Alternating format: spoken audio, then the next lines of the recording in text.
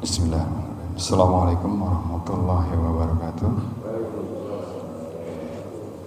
Alhamdulillahirabbil alamin wassalatu wassalamu ala asyrafil anbiya'i wal mursalin wa ala alihi washabbihi ajmain. Amma ba'du. Rabbi shrah li sadri wa yassir li amri wa hlul 'uqdatam min lisani yafqahu qawli. Segala puji dan syukur kita panjatkan kehadirat Allah Subhanahu wa taala atas segala nikmat dan karunia-Nya, yaitu nikmat iman, nikmat Islam dan nikmat kesehatan, sehingga kita masih bisa berkumpul di tempat yang mulia ini untuk melaksanakan salah satu kewajiban kita, yaitu sholat subuh berjamaah yang insya Allah kita akan lanjutkan dengan ta'lim. Tak juga lupa kita ucapkan salawat dan salam kepada junjungan kita Nabi besar Muhammad SAW yang akan sampai kepada kita, yang insya Allah kita termasuk umatnya yang mendapatkan syafaatnya di yaumil akhir nanti. Amin, amin ya rabbal alamin. Yang akan saya share pagi ini adalah peristiwa pembangkangan iblis. Jadi Al-A'raf ayat 11 sampai 27. Jadi manusia adalah ciptaan Allah yang paling mutaakhir, yang paling canggih dari segenap ciptaannya Allah. Manusia adalah salah satu yang paling canggih. Bisa kita lihat di surat Al-Baqarah ayat 30 ya, sampai dengan 40 lah. Kita bisa lihat di situ bahwasanya Allah mau menempatkan salah satu wakil di dunia yang menjadi khalifah, dimana memang sama-sama kita tahu, sudah sering dibahas di sini, bahwasanya rencana Allah itu membuat malaikat kaget. Kenapa? Karena ada penghuni sebelum manusia ditugaskan untuk menjadi khalifah di bumi. Menurut beberapa literatur, bahwasanya penghuni sebelum manusia di bumi adalah dari bangsa jin yang senantiasa mereka membuat kerusakan, saling bunuh-bunuhan, menumpahkan darah. Makanya malaikat bilang, apakah engkau akan menciptakan makhluk yang saling menumpahkan darah? Cuman katanya Allah bilang, lebih tahu mana saya sama kamu, katanya. Ini paling mutaakhir ya. Begitu canggihnya dengan segala macam tools yang dikasih buat manusia menjadi khalifah di bumi ya, sehingga apa? Sehingga Allah menyuruh para malaikat untuk bersujud kepada ciptaannya ini. Ciptaan terbarunya ini Nabi Adam. Disuruh sujud apa? Sujud penghormatan. Jadi ini Allah kan maha membuat segala sesuatu. Dia menciptakan malaikat, dia menciptakan jin dan lain sebagainya ya, makhluk-makhluk hidup. Ini yang paling akhir nih, paling baru dia bikin. Karena saking hebatnya ini, saking utamanya ciptaan dia terbaru ini, yang akan mendapatkan tugas yang cukup berat menjadi khalifah di bumi. Nah, untuk menghormati itu, ciptaan yang lain suruh hormat sama dia nih, si manusia ini. Semuanya hormat, semuanya sujud penghormatan kepada Adam, kecuali iblis. Jadi Al-Quran tidak memerintahkan manusia untuk bersujud kepada Adam, manusia ke manusia nggak ada. Jadi yang ada dalam Al-Quran adalah kisah Allah memerintahkan para malaikat untuk bersujud kepada Adam sebagai tanda penghormatan. Jadi bukan ibadah. Nah, bisa kita lihat di beberapa surat di dalam Al-Quran, salah satunya adalah Al-Baqarah ayat 30 sampai 34. Saya bacakan artinya. A'udzubillahi minasyaitonirrajim. Allah berfirman kepada malaikat, dan ingatlah ketika Tuhanmu berfirman kepada mereka, sesungguhnya aku akan menjadikan seorang khalifah di bumi. Mereka, malaikat ini berkata, mengapa engkau menjadikan khalifah di bumi itu orang yang akan membuat kerusakan padanya? Tuh, malaikat tahu. Kenapa? Karena sebelum manusia udah ada penghuni bumi ini yang kerjanya ngerusak. Terus Allah berfirman, sesungguhnya aku mengetahui apa yang tidak kamu ketahui. Allah bilang begitu. Tawan mana saya sama kamu, kata Allah begitu. Dan Allah mengajar kepada Adam nama-nama semua benda. Lalu Allah berfirman, hendaklah kamu sujud kepada Adam. Mereka sujud kecuali iblis, ia menolak dan menyombongkan diri. Kira-kira ada lagi nggak ayat-ayat yang sejenis ini di dalam Al-Quran? Mari kita lihat. Yang punya Quran, yang buka Quran coba lihat di Al-A'raf surat 7, 11 dan 12 ayatnya. A'udzubillahi minasyaitonirrajim. Dan sesungguhnya kami telah menciptakan kamu, lalu kami bentuk rupa kamu, lalu kami berfirman kepada malaikat, sujudlah kamu kepada Adam. Mereka sujud kecuali iblis, ia tidak termasuk yang sujud.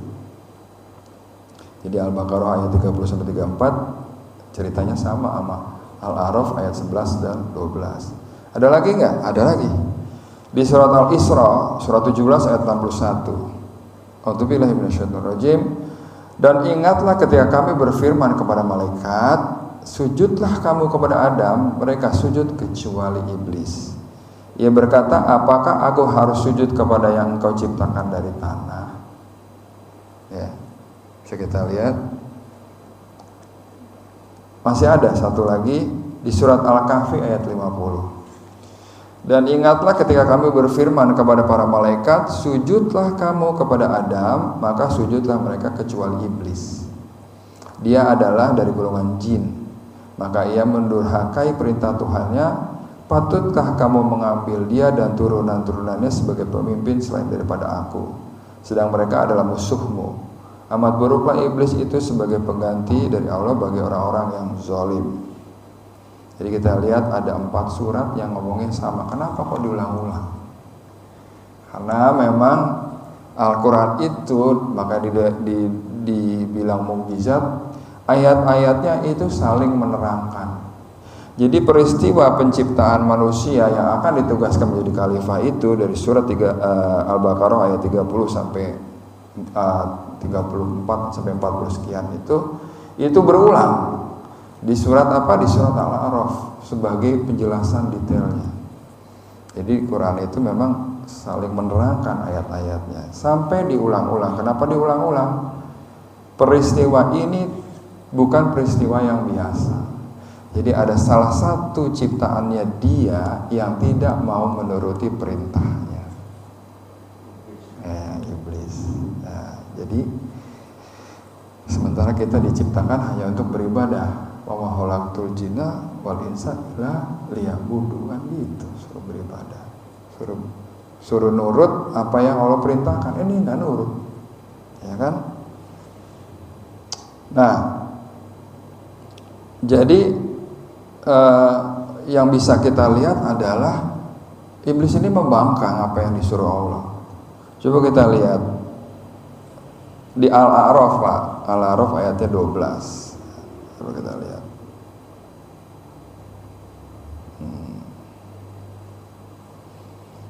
A'udzubillahi minasyaitonirrajim. Bismillahirrahmanirrahim. Qala ma mana'aka an la tasjuda id amaratuk qala ana khairum min khalaqtani min nari wa khalaqtani min tin. Ini katanya iblis. Allah berfirman, apakah yang menghalangimu sehingga kamu tidak bersujud kepada Adam ketika aku menyuruhmu?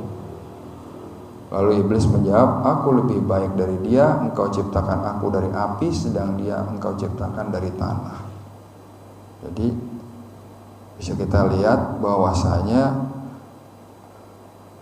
Allah itu mencela iblis dengan firman-Nya, apa yang membuatmu enggan melaksanakan perintahku bersujud kepada Adam? Kita mundur sedikit. Iblis ini dari golongan jin yang patuh banget sama Allah awalnya. Dia beribadah kepada Allah ribuan tahun. Dan dia adalah salah satu yang turun untuk membersihkan bumi ini dari penghuni sebelum Adam. Mungkin dia berharap, wah siapa nih yang bakal ditugasin di bumi. Nggak taunya ada ciptaan baru, ya kan? Dan dia suruh hormat kepada Adam. Dia merasa dirinya diciptakan dari api, sementara Adam dari tanah. Tinggian saya dong, katanya iblis begitu. Tapi Allah istilahnya nanya sama iblis, apa yang membuatmu enggan? Kenapa sih? Kan lu ciptaan gue, katanya. Kamu kan ciptaan aku suruh kamu sujud, kenapa kamu enggan? Katanya. Disitulah statement iblis bilang, aku lebih baik dari dia. Ya. Nah, kita lihat di Al-A'raf ayat 13-nya. Coba Pak Jul, ayat Al-A'raf ayat 13-nya ngomongnya apa tuh Pak Jul? Allah berfirman, maka turunlah kamu,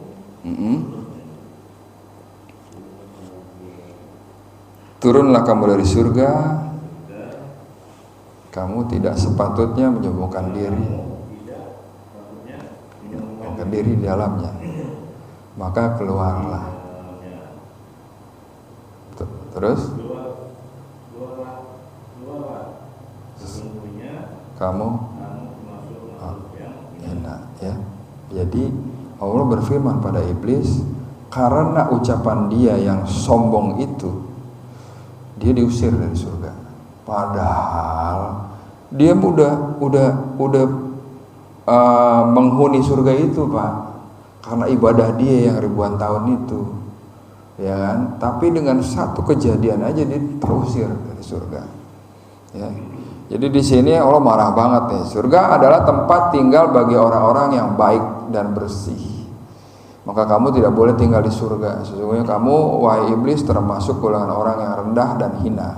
Meskipun kamu merasa bahwa dirimu lebih mulia dari Adam. Jadi dari iblis ini merasa dirinya lebih mulia dari Adam. Merasa. Berarti kan belum tentu. Iya kan? Nah, diusir nih. Diusir iblis. Padahal dia udah menghuni surga udah lama, bareng malaikat pula, ya kan? Efeknya apa di ayat 14-nya? Coba kita lihat ayat 14-nya. Iblisnya benar. Qala anjirni ila yaumi yub'atsun. Dia bilang begitu. Beri tangguhlah gimana Pak? Sampai waktu mereka dibangkitkan. Dibangkitkan. Nah, jadi ketika musuh Allah, jadi musuh nih Pak, jadi kita musuh Allah mengumumkan permusuhannya kepada Allah dan ciptaannya, anak Adam dan cucunya.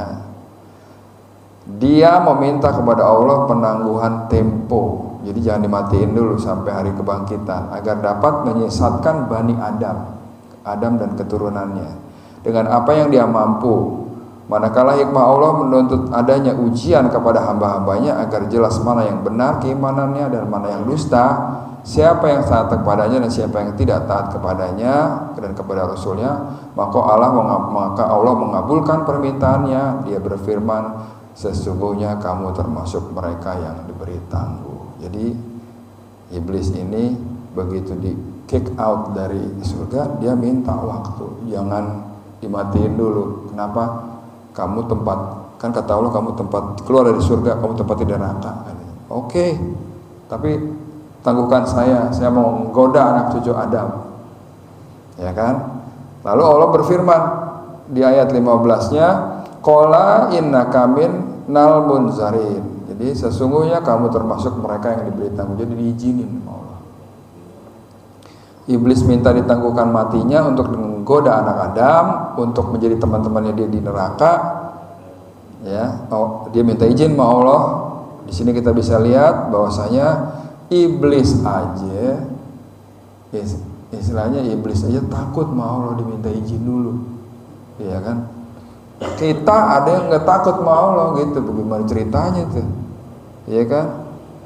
Begitu kita lihat di kehidupan sekarang ini banyak orang yang nggak takut sama Allah, ya. Jadi Allah berfirman, sesungguhnya kamu termasuk mereka yang diberi tangguh. Ya, ini termasuk makhluk yang ditangguhkan ajalnya tidak sampai di sampai dengan hari kebangkitan, namun sampai sangkakala ditiup di hari kiamat, ya.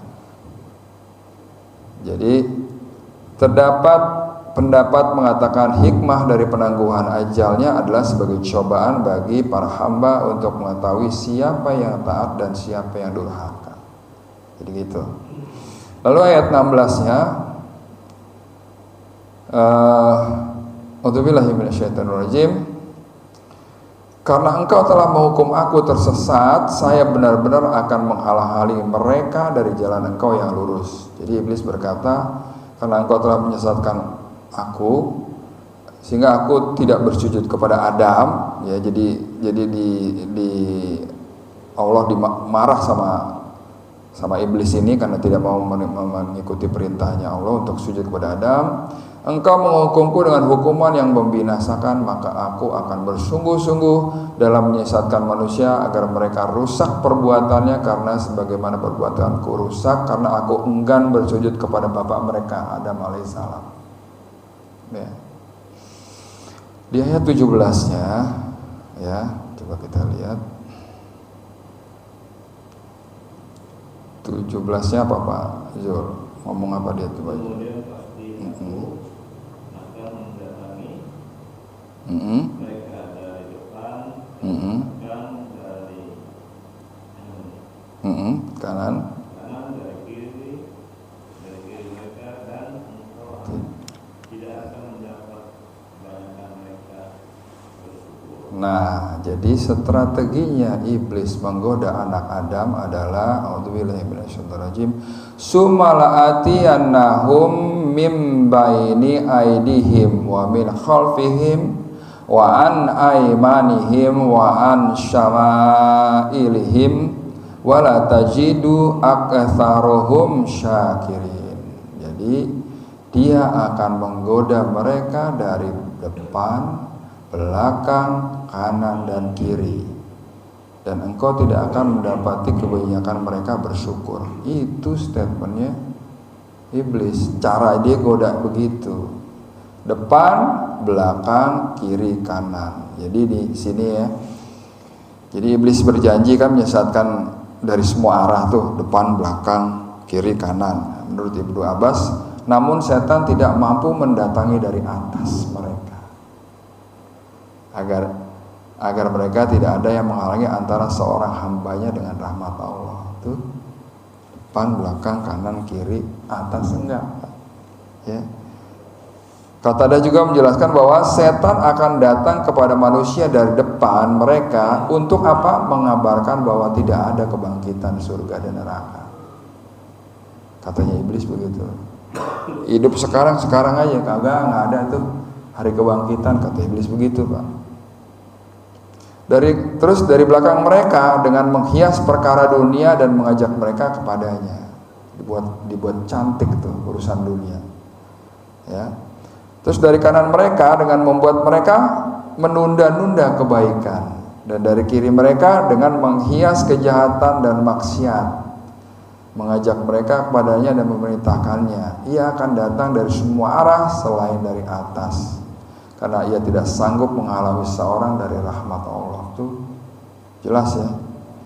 Jadi Ibnu Abbas menafsirkan dari kanan mereka, yakni setan akan membuat samar urusan agama mereka, mendatangkan syubhat, sedangkan dari kiri mereka, ya ini pembuat mereka senang kepada maksiat, ya, fitnah syahwat. Jadi para ulama kita sudah menjelaskan bahwasanya kalau digoda dari kanan, apa? Dia membuat samar urusan agama mereka. Jadi beragama kan butuh ilmu, butuh dalil. Bagaimana nih yang seharusnya kita kerjakan? Jangan dibuat-buat, begitu ya Pak Uli ya? Jangan dibuat-buat, jangan mengerjakan yang syubhat. Nah, kenapa kita mengerjakan yang syubhat? Nah, itu si setan ini menggodanya dari sebelah kanan. Kalau dia goda dari sebelah kiri, cenderung kita kepada maksiat, ya. Karena itu Rasulullah SAW senantiasa membaca doa berikut ini pagi dan sore, ya, saya bacakan artinya. Jadi Ya Allah, sesungguhnya aku meminta afiat atau penjagaan kepadamu di dunia dan akhirat. Ya Allah, sesungguhnya aku meminta kepadamu maaf dan afiat, baik dalam agamaku, duniaku, keluargaku, dan hartaku. Ya Allah, tutuplah cacatku, tenangkanlah rasa takutku. Ya Allah, jagalah aku dari depan dan belakangku, dan dari kanan dan kiriku, serta dari atasku. Aku berlindung dengan keagunganmu agar jangan sampai ada yang menghantamku secara tiba-tiba dari bawahku. Hadis riwayat Abu Daud, Nasai, Ibnu Majah, Ibnu Hibban, dan Hakim. Ini sahih sanadnya, ya. Rasulullah aja berdoanya gitu, minta perlindungan dari depan, belakang, kanan, kiri, atas, bawah. Tuh. Ya. Beriman atau taat, Iblis mengatakan karena melihat lemahnya manusia udah lalai, di samping itu ia akan menggunakan semua kemampuannya untuk menyesatkan mereka. Dengan ayat ini Allah Subhanahu wa taala mengingatkan agar kita selalu waspada terhadap tipu daya. Lalu di Al-A'raf ayat 18-nya, ya.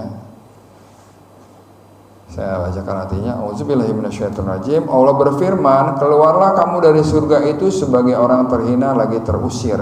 Sesungguhnya barang siapa di antara mereka mengikuti kamu, benar-benar aku akan mengisi neraka jahanam dengan kamu semuanya. Nah, ini statementnya Allah. Bahwasanya siapa yang ngikutin setan, ngikutin iblis ini, dia akan menjadi temannya dia di neraka. Itu statementnya Allah. Lalu di ayat 19-nya, auzubillahi minasyaitonirrajim, dan Allah berfirman, hai Adam, bertempat tinggallah kamu dan istrimu di surga, serta makanlah olehmu berdua buah-buahan di mana saja yang kamu sukai, dan janganlah kamu berdua mendekati pohon ini, lalu menjadilah kamu berdua termasuk orang-orang yang zalim. Jadi ketika iblis sudah terusir dari surga, dia mulai memberikan satu kehidupan kepada Adam dan Hawa di dalam surga. Allah pesannya gini, tinggallah kamu di surga, makan semua yang ada, semua kamu nikmatin, aku berikan untukmu, tapi jangan dekati pohon ini. Dia bilang gitu, deketin aja jangan, ya. Sehingga Allah memuliakan Adam dan istrinya untuk tinggal di dalam surga bersenang-senang. Nah, hanya cuma satu perintahnya yang untuk tidak mendekati pohon ini. Nah, kita lihat di ayat 20-nya. A'udzubillahi minasyaitonirrajim. Maka setan membisikkan pikiran jahat kepada keduanya untuk menampakkan kepada keduanya apa yang tertutup dari mereka, yaitu aurat, dan setan berkata, Tuhan kamu tidak melarangmu mendekati pohon ini, melainkan supaya kamu berdua tidak menjadi malaikat atau tidak menjadi orang yang kekal dalam surga. Coba kita lihat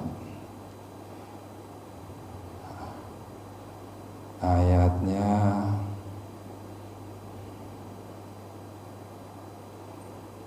Oke. A'udzubillahi minasyaitonirrajim. Wa waswasa lahuma syaitanu liyubdiya lahuma ma'uriya anhuma min sawatihima faqala manahakuma rabbukuma an hadhihi syajarati illa an takuna malakaini au takuna minal khalidin. Lihat, jadi setan itu kan udah lama menghuni surga, dia ibadahnya udah ribuan tahun, tahu celah-celahnya. Terus dia bilang, dibisikkan tuh pikiran jahat ke Adam, kamu tahu nggak kenapa kamu dilarang untuk mendekati pohon ini? Gitu. Kenapa? Supaya kamu nggak jadi malaikat dan kamu tidak kekal di surga. Begitu bilang. Coba kita lihat, ya kan? Au takuna minal khalidin. Jadi pohon apa sih? Nggak ada keterangan yang namanya pohon kuldi, nggak ada. Yang ada di dalam Quran adalah supaya kamu tidak kekal di dalam surga, kholidin. Makanya orang bilang pohon kuldi. Supaya apa? Itulah bisikannya setan kepada Nabi Adam. Kenapa kamu dilarang mendekati pohon ini? Boro-boro makan, deketin aja jangan. Kenapa? Karena kamu dilarang untuk jadi malaikat dan jadi kekal gitu. Dibisikin kan. Ya kan? Terus setelah dibisikin apa kejadiannya? Mari kita lihat di ayat berikutnya. Tidak hanya dibisikkan oleh iblis, tapi dia bilang begini, wa qasamahuma inni lakuma laminan nasihi. Jadi iblis bilang, setan bilang, dia bersumpah kepada keduanya, sesungguhnya aku ini benar-benar termasuk para penasihatmu. Jadi dia kan seniornya Adam di surga nih, benar nggak? Karena duluan dia penghuni. Dengan tipu daya dia bilang, kenapa lu nggak boleh makan deketin ini gitu. Kenapa? Karena kamu akan menjadi, kalau makan buah ini akan kekal di dalam surga. Percaya dah sama saya, gua kan penasihat lo ini gitu. Ya kan? Karena dia tinggal duluan di surga. Lalu selanjutnya bisa kita lihat, kita bacakan artinya aja ya. Auzubillahi minasyaitonirrajim. Dia, setan, membujuk mereka dengan tipu daya. Ketika mereka mencicipi buah pohon itu, tamplaklah oleh mereka auratnya. Maka mulailah mereka menutupinya dengan daun-daun surga. Tuhan menyeru mereka, bukankah aku telah melarang kamu dari pohon itu, dan aku telah mengatakan bahwa sesungguhnya setan adalah musuh yang nyata bagi kamu berdua? Ditanya sama Allah seperti itu. Jadi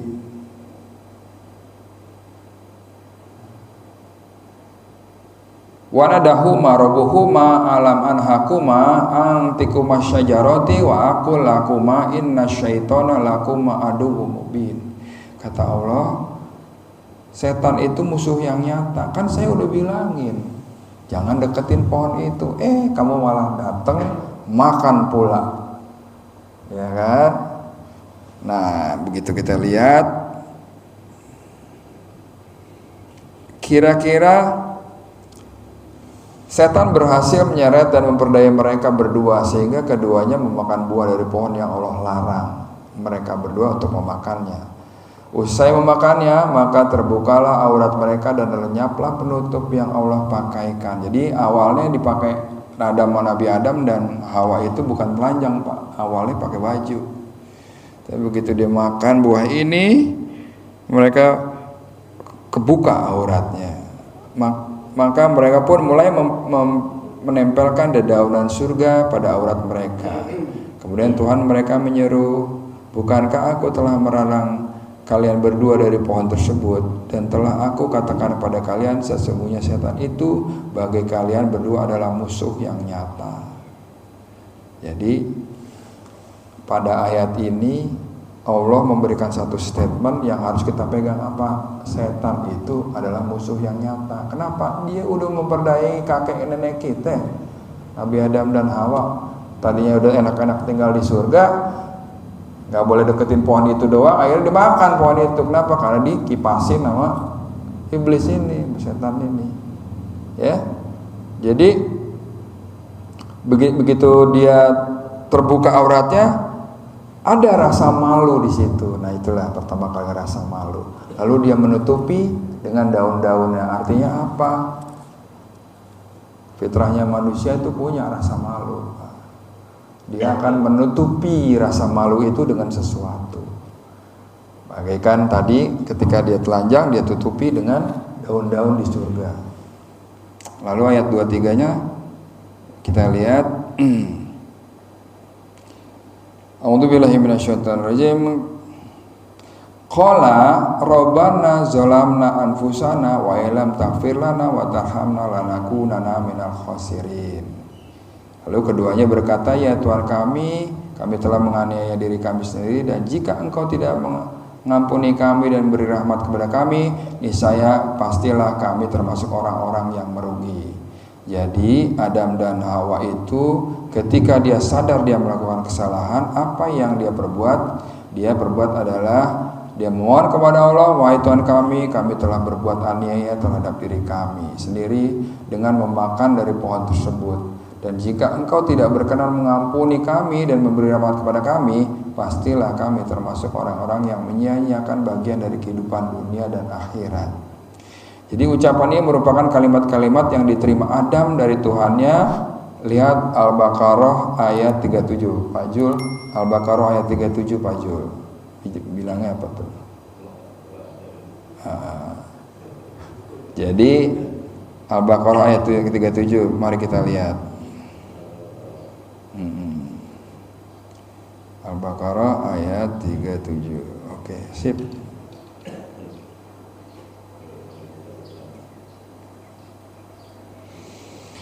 A'udzubillahi minasyaitonir rajim. Fatalaqa Adamu min rabbikhi kalimatim fattaba alaihi innahu huwat tawwabur rahim.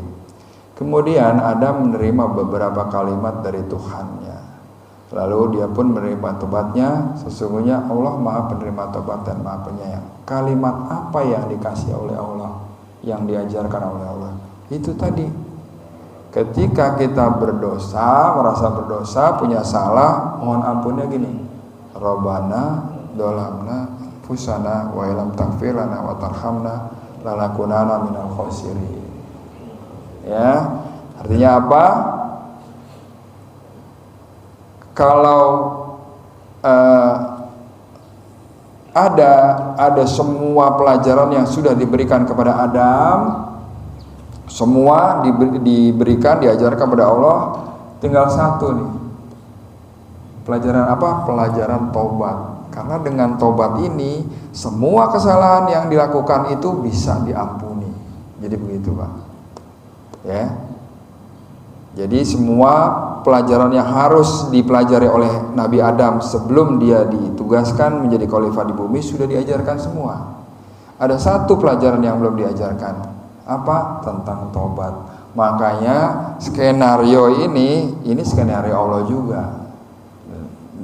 Setan diperbolehkan menggoda Nabi Adam, lalu Nabi Adam melakukan kesalahan. Habis melakukan kesalahan dikasih pelajaran apa? Pelajaran tobat. Dikasih tahu doanya. Ya. Artinya apa? Kalau ada yang bilang bahwasanya Nabi Adam itu diusir dari neraka, dari surga, diusir dari surga karena dia makan buah terlarang. Gitu.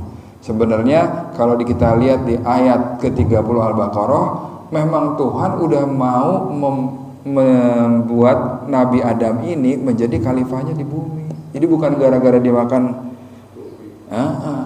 pohon itu, gitu.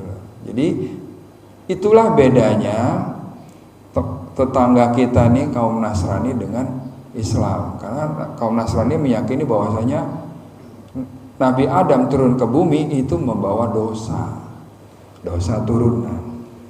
Padahal di Islam ada ini prosesnya, bahwasanya ketika dia melakukan dosa, dia bertobat, tobatnya diterima.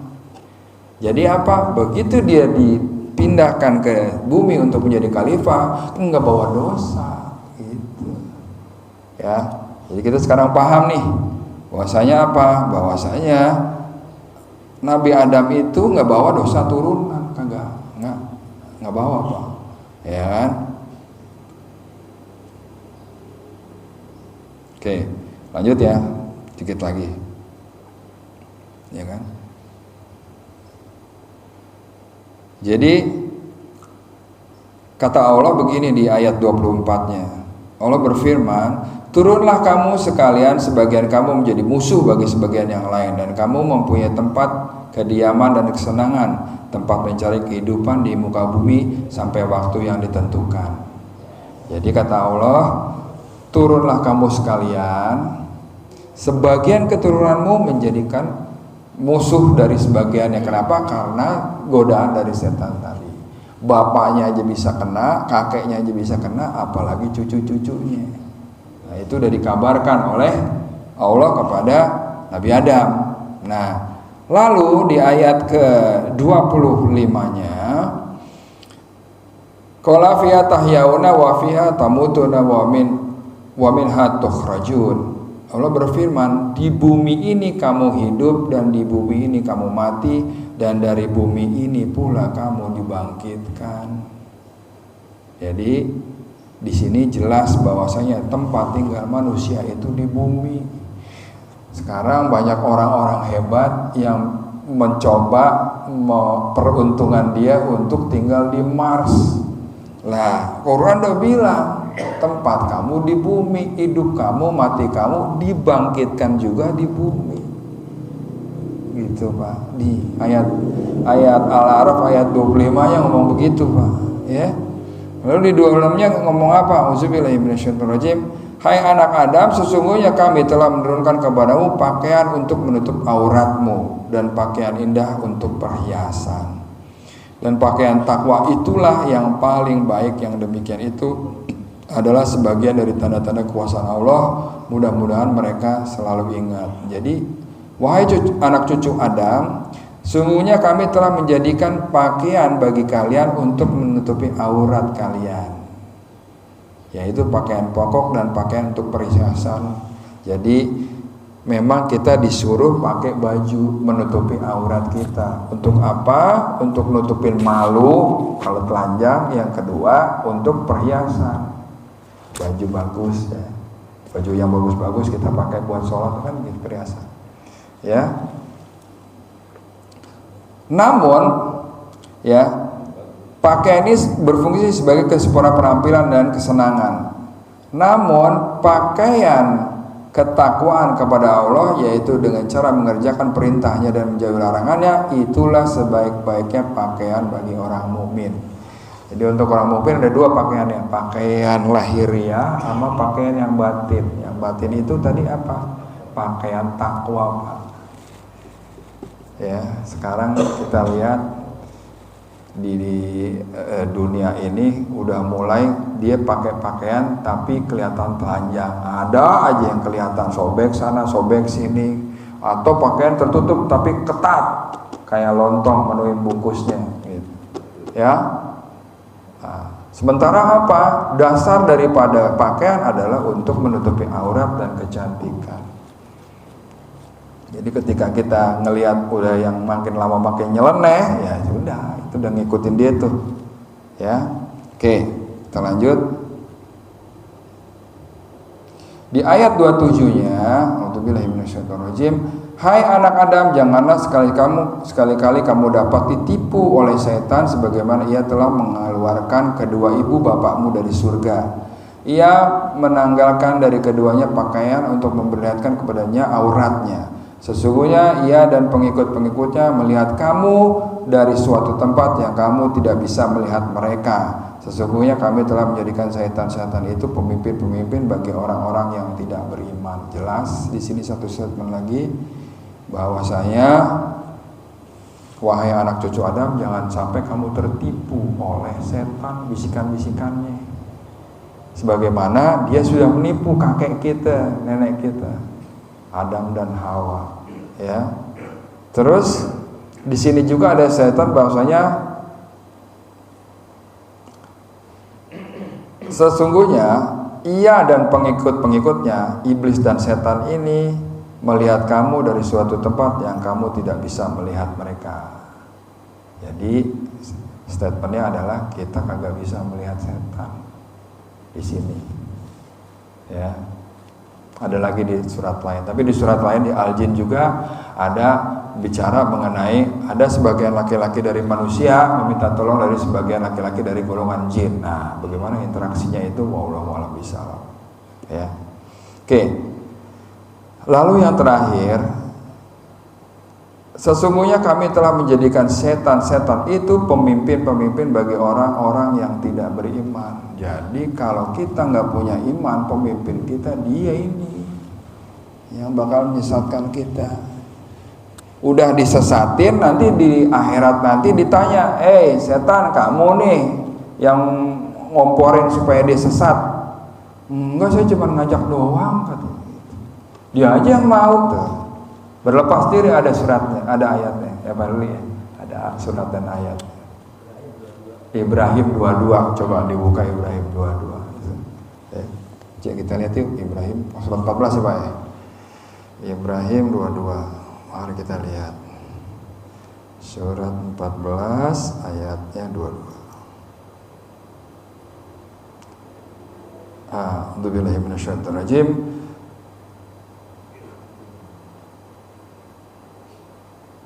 Dua-dua ya Pak.